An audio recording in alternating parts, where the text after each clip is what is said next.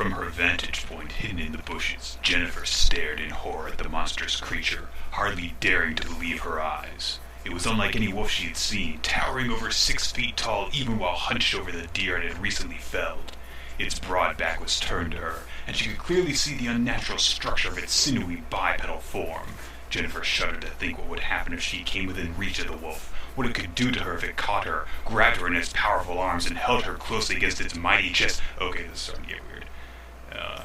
Alright, I'll come back to that bit later. Okay.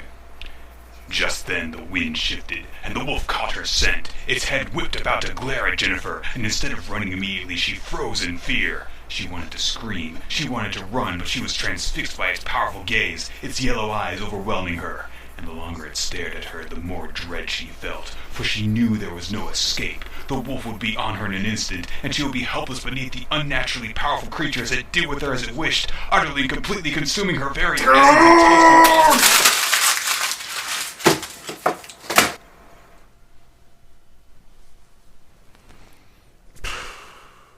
Werewolves didn't used to be sexy. Werewolves used to be ugly, bestial monsters. Over the course of centuries, the general perception of the mythical lycanthrope has changed from the Satan-worshipping cannibal serial killer it was first imagined to be. Over time, the Wolfman came to be seen as more human, and plenty of recent depictions of the creature focus on the tragedy of his condition, often treating it as a curse. But over time, the werewolf has been metaphorically neutered as well. It's been around for so long that it's really not scary anymore, and it doesn't help that among those we've seen transform into werewolves are Michael Jackson, Theodore of the Chipmunks, and Shaggy Rogers. Now that's not to say that werewolves are a complete joke now, just that most people don't seem to find them very scary anymore. Werewolves tend to be shown in a much more positive light nowadays, and they often take on the more positive traits that wolves are associated with in folklore, like nobility and cunning. Hence, they're sometimes associated with male sexuality. In other words, wolfmen are the subject of a fair share of sexual fantasies, of which I don't even want to begin to contemplate how many are based around the story of Little Red Riding Hood. Ugh. This is really the only thing you need to keep in mind when reading Kindan no Koi wo Shio, a series whose title translates to Let's Make Forbidden Love. Omi Tomo's debut manga is very typical of a lot of crappy josei series. It's about the romance between an everyday average woman and her exotic bad boy lover. Except in this case, said bad boy lover is actually a wolf. Because bestiality is just all kinds of hot. One day, while walking home from work, a young woman named Hisako gets harassed by a drunk who is quickly chased away by a fucking wolf. For whatever reason, be it curiosity or a debilitating lack of common sense, Hisako takes the wolf home to her apartment. Just a few minutes later, a coworker shows up at the door hoping to ask her out, but he also gets chased off by the wolf, who has by this point turned into an attractive man named Yato. Now, I should clarify that Yato is not technically a werewolf because he is not a man who turns into a wolf, but rather a wolf who turns into a man. And this matters within the context of the series because it doesn't really. Hisako and Yato pretty much immediately make a strong connection based on how good the sex is. You know, the groundwork for a long and healthy relationship. The rest of the introductory chapter is basically all about Hisako falling deeper and deeper in love with Yato, mostly because of how good he is at seducing her.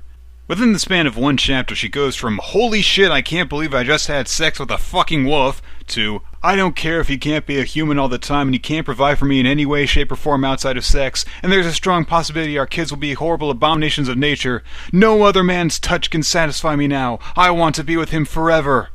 Hell, at one point he even senses her doubts about their relationship and leaves her to move on with her life, and she begs him to come back the very next time they see each other. Overall, Hisako is an incredibly bland Mary Sue character. She has apparently no flaws and really barely any distinguishable characteristics at all, outside of being maybe a bit shy and occasionally a little clumsy. The only thing that really stands out about her is that she's apparently unbelievably desirable. In the first chapter alone, she gets hit on by 5 different guys, one of whom pursues her constantly. So apparently this girl can get any guy she wants, and in fact she seems to have gotten at least one, seeing as how there are men's clothes strewn about her apartment. And don't tell me she might wear them herself because those clothes fit Yato and he's like 2 feet taller than her. Either she's had sex in that apartment or she stole some poor guy's laundry. Now why does it matter if Hisako has had sex in the past? Because that means that she could get sex before Yato came along, thus making his sole contribution to their relationship entirely worthless. As bland and uninteresting as Hisako is, Yato is far less likable. Granted, it takes me more than 5 syllables to describe its character, but I get the feeling that Omitomo did not intend for that description to include the phrase, selfish asshole.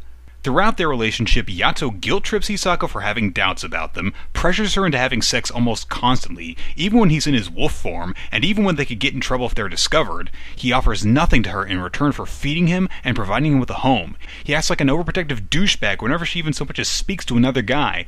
And when Hisako walks in on him making out with another woman, he doesn't even apologize. He just pressures Hisako into having sex with him again and says, "Yeah, I made out with her, but she doesn't mean anything to me. I swear I was thinking about you the whole time." He seriously brushes off the fact that he was cheating on her while she was in the very next room and says it doesn't count. A+ boyfriend material right there.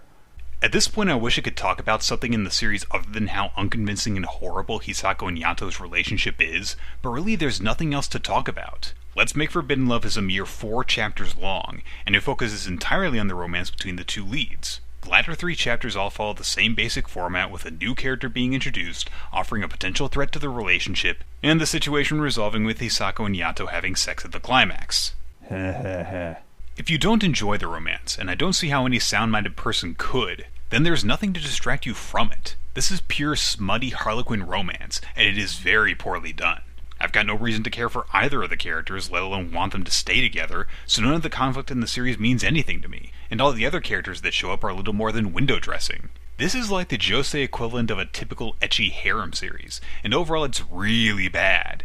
My advice, if you have an opportunity to read this manga, don't. And yet, this manga spawned not 1, but 2 sequel series. 1 year after Kindan no Koi wa Shio finished, Omitomo released Zoku Kindan no Koi wa Shio, which was another 4-chapter series. But then the story continued further in Kindan no Koi de Iko, which lasted 40 chapters and expanded a bit on the premise of the original series, adding a real plot with a villain and actual conflict. But let's make this clear. These works exist because the original was successful enough to warrant their creation. Apparently, people really connected with the unforgettable characters and their inspirational story of love. Or it was because impressionable young women like to project themselves onto Hisako and imagine they were having sex with a super hot wolf dude. Could be either one. This is just one of the most boring manga I've ever read, and I just cannot come up with anything nice to say about it. I wish I could, but I don't like the story, I don't like the romance, I don't like the characters, I don't like the humor, I don't like the art. The only thing I could have said is that it's mercifully short, but that was before I found out about the sequels.